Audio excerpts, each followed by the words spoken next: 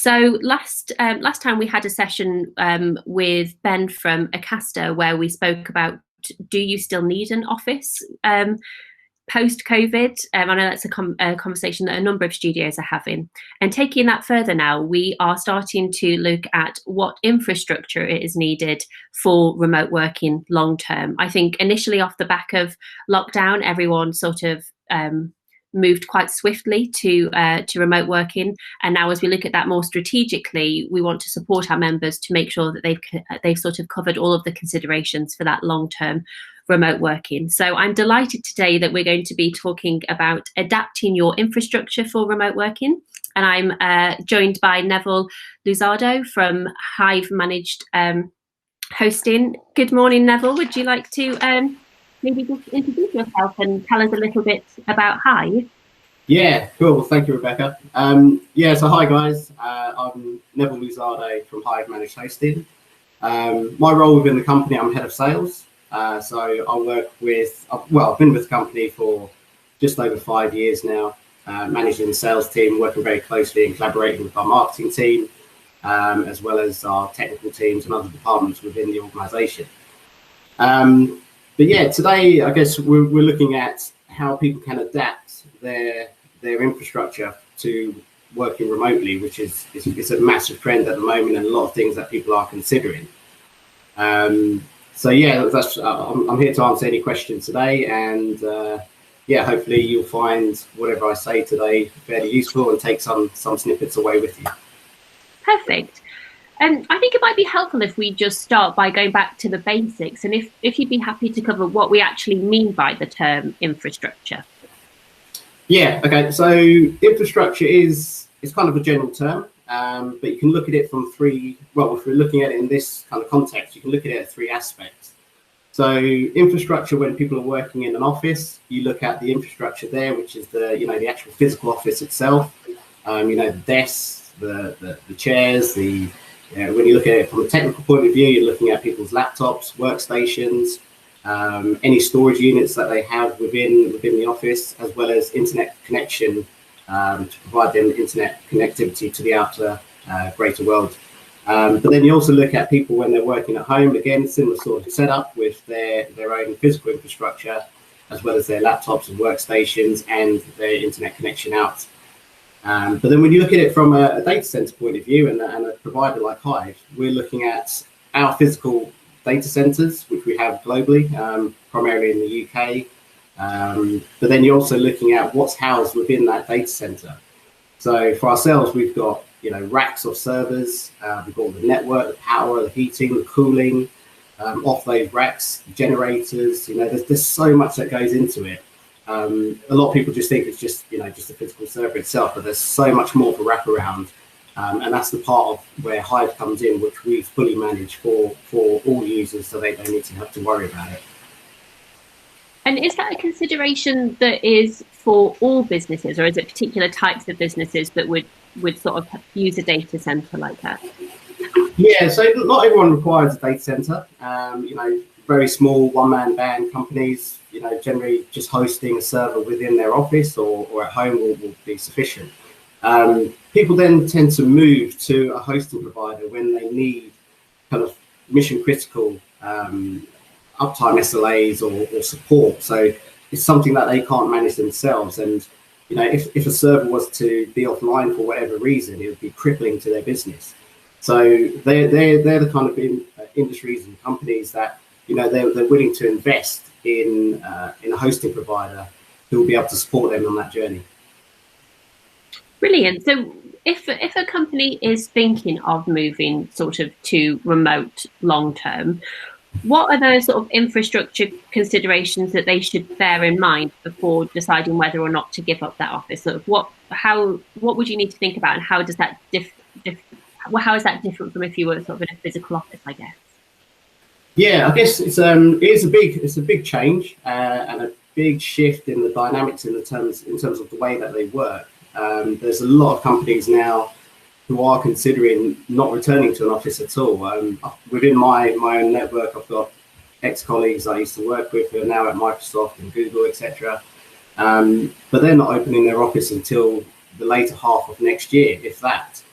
But yeah, I guess when you're moving from an office environment to potentially remote working, there's the financial aspect of it you've got to look at. So you're moving from a capital expenditure model to more of an operation side model, which in the long term can potentially work out to be more expensive, but it depends on what you value. You know, generally when you purchase a server outright, that's your server, that's there, it's yours, you own it. But when you go through to a hosting provider, you're essentially leasing it. So you never really own the infrastructure itself, but you're paying for everything else that comes with it. Like I said before, things like power, heating, cooling, all the management layer and everything that comes with that is something that you just don't get on your own, especially if you don't have the in-house expertise. But then also when you're considering people moving, you're moving from an office base to remote working. There's other factors as well. It's not just simply having infrastructure set up in terms of like your workstations, but you need to consider how you're going to be connecting to the internet and connecting to the data center that's housing your infrastructure. So making sure everyone has a decent connectivity in terms of an internet service provider, maybe having multiple lines coming in. So having two providers such as Virgin Media or BT. So you know, one fails, you've got resilience to the secondary one. But then you also have to think about, yes, they've got connectivity to the internet and connecting through to the data center, but how is that connection going to be secure? So like ourselves, as a hosting provider, we would always recommend, and we can set up for customers, something called a VPN, which is a virtual private network, which is basically an encrypted tunnel from individual users or offices directly to our data center so that they can access their data in a secure manner. I guess other factors that you need to consider as well would be having some sort of company policy in terms of how you share your data within the organization, because people working now remotely are more exposed to vulnerabilities and hacking and other internet threats. So making sure that data is, any company sensitive data is either stored in a secure location like a data center with a provider, and any data that's being shared is on a, you know, like a need to know basis, or you know, you have certain criteria about what information can be shared and what can't be shared, and potentially have just like specific policies set up for specific users to access the data. Some may have greater permissions than others, but it's a lot to think about. You know, there's a lot of company sensitive data at the moment being shared on things like WhatsApp, you know, Messenger and Slack means, and there's so many different tools that people may not know what vulnerabilities are out there, and that leads to you know, exposures like data hacking, etc. I guess another thing that we had to adapt to as Hyve when we went into lockdown as well is the whole kind of communication tool as well. So we're very much operate kind of like a small business within Brighton. We've got our head office there, but we're very much a very sociable bunch. So you know, each department is working very closely with each other on a daily basis. You know, personally myself, if I've got an issue and I need to speak to one of our technical team, I could just walk to them and have a conversation with them. But what we noticed as soon as you went into lockdown is that you're all working remotely and pretty much isolated on your own. So making sure you had that kind of interaction, maybe on WhatsApp video calls or Zoom meetings as well, and having that on a regular basis to ensure that interaction is still there.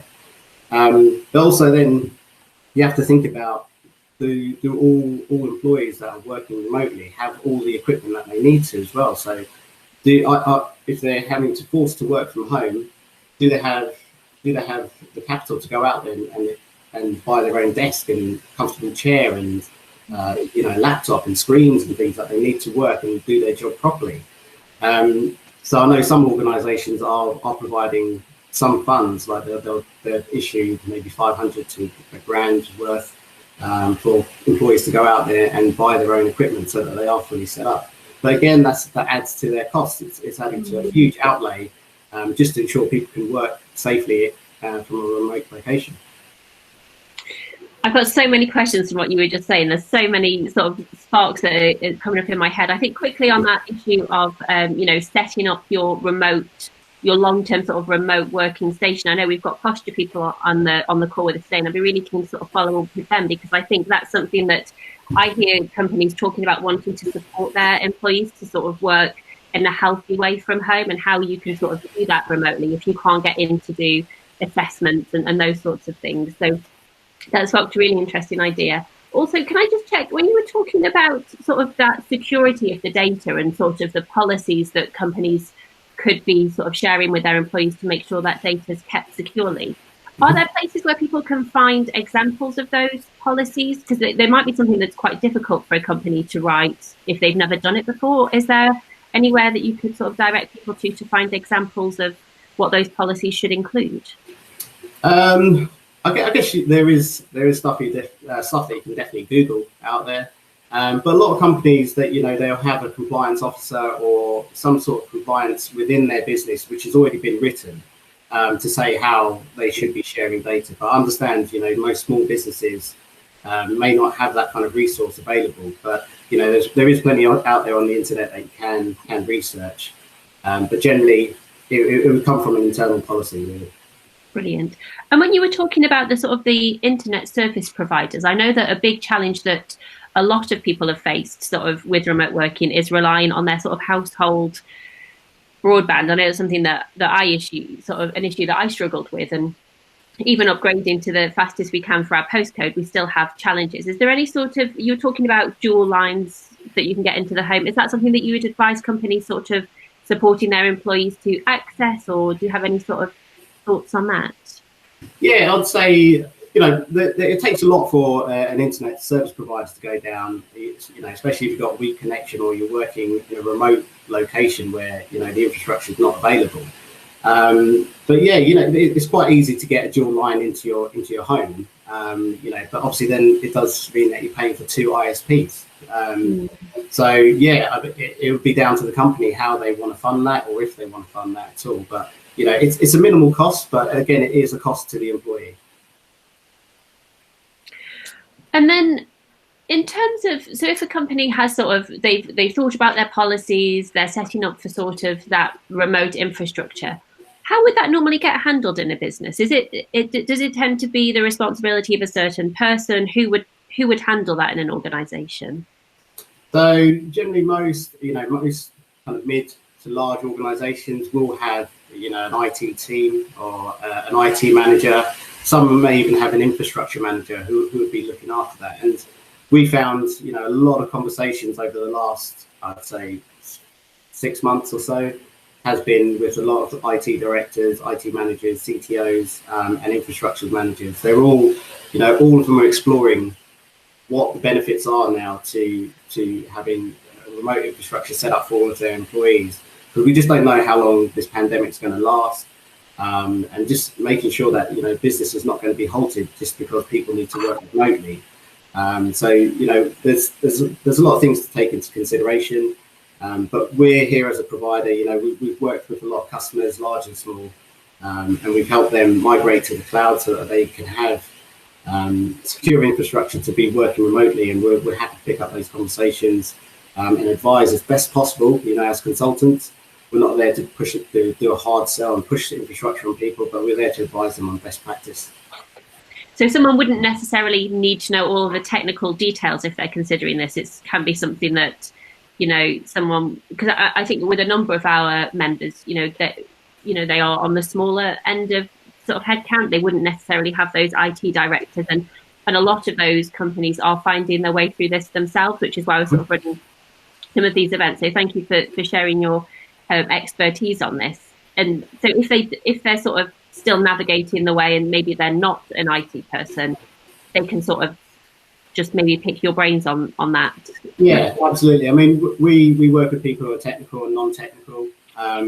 My skills technically is not at the very highest level. I know what I'm talking about when I talk about infrastructure and technology, but when it comes down to the real nitty-gritty of it, we've got experienced technical engineers who assist us in meetings and calls.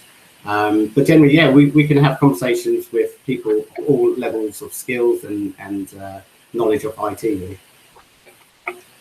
Brilliant. I think they're pretty much all of my questions. I wondered if any of the attendees had anything that they would like to ask, or any thoughts that they wanted to share. I think it's definitely something which for a number of businesses is only just starting to come to the surface as the dust is settling on the rush to move to this sort of remote way of working. So I know that probably a lot of people like myself are just getting their heads around this. So, but if you do have any questions, please feel free to pop them in the chat. Or if not, then what we'll be doing after the event is we're going to send the videos around to all of you, and we're going to put in the contact details for Hyve. And if there's anything sort of following up from that, then feel free to do that on an individual basis.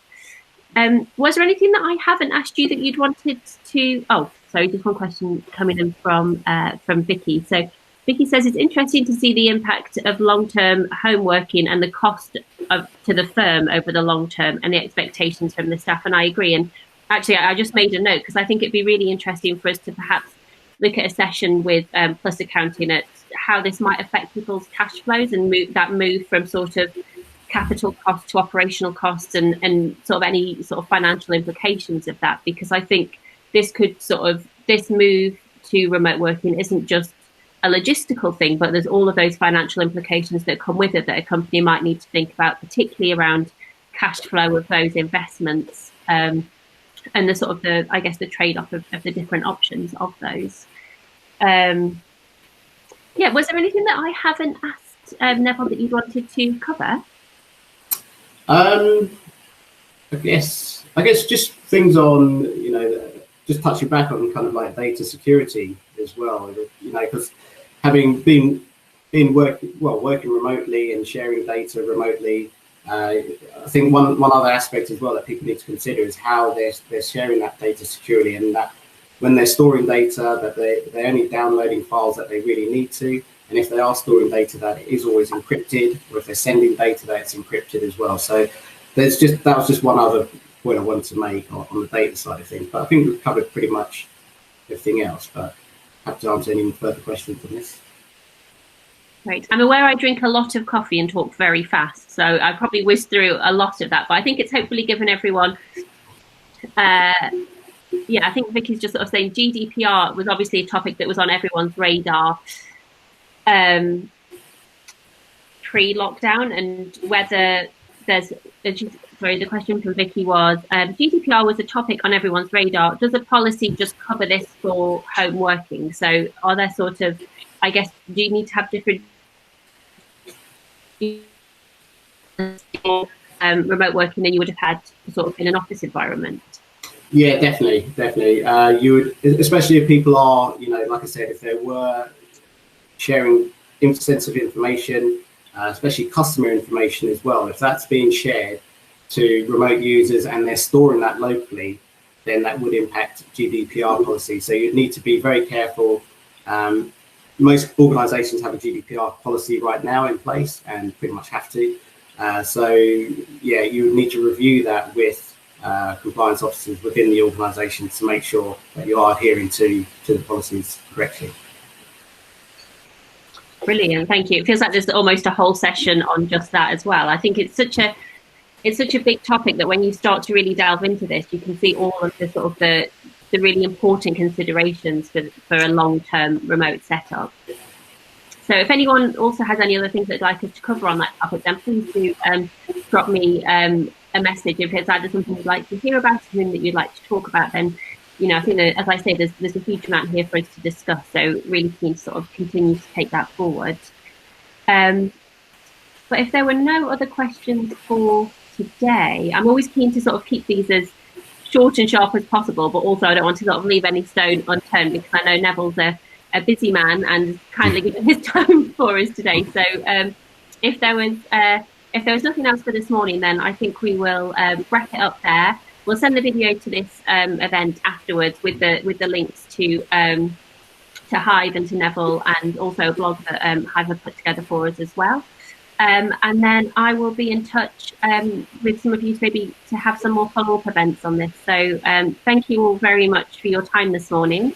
It's been a real pleasure speaking with you, Neville. Thank you for your time. And thank you, and thank you to Plus Accounting for sponsoring these events. They're so helpful, and we could not do them without your support. So it's much appreciated.